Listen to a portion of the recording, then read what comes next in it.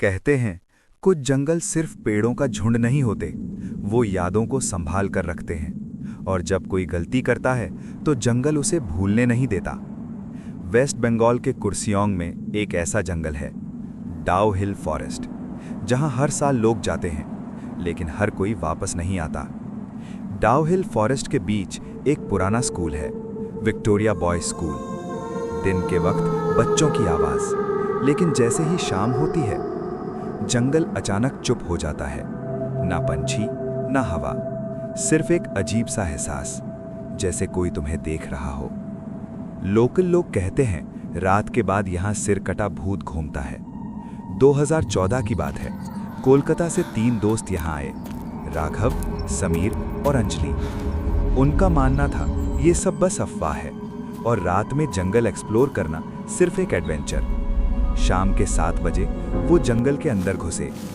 10 minute भी नहीं हुए थे जब अंजलि ने कहा, क्या तुम दोनों ने किसी को हमारे पीछे चलते सुना? समीर हंसा, लेकिन राघव रुक गया। तभी उन्होंने देखा एक लड़का स्कूल यूनिफॉर्म में, जिसका सर नहीं था। जंगल बिल्कुल शांत था, लेकिन उनके कानों में एक आवाज गूंजी, तुम यहां क्यों आए? समीर भागने लगा, लेकिन उसके पैर जैसे जमीन में धंस गए। अंजलि चिल्लाई और जंगल ने उसकी आवाज को निगल लिया। राघव ने पीछे मुड़कर देखा, वही सिर कटा लड़का अब उसके बिल्कुल पास था, उसके हाथ में एक खूनी पत्थर।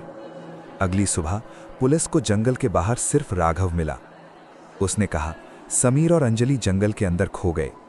लेकिन जब पुलिस ने स्कूल के पुराने रिकॉर्ड्स चेक किए, एक तस्वीर मिली। 1908 के स्कूल फोटो में 3 बच्चे खड़े थे। उनमें से 2 समीर और अंजलि जैसे दिखते थे, और तीसरा बच्चा सिर्फ एक था, जिसका सर फोटो में भी नहीं था। इंसिडेंट के बाद राघव को कुर्सियों के एक गवर्नमेंट हॉस्पिटल में रखा गया। डॉक्टर कहते थे उसके शरीर पर कोई जख्म नहीं, लेकिन उसकी आंखें रात भर खुली रहती थीं। वो सिर्फ एक ही बात बोलता था, जंगल ने हमें पहचान लिया है। राघव ने खाना पीना छोड़ दिया। उसे सिर्फ एक जगह जाना था, डाउ हिल फॉरेस्ट।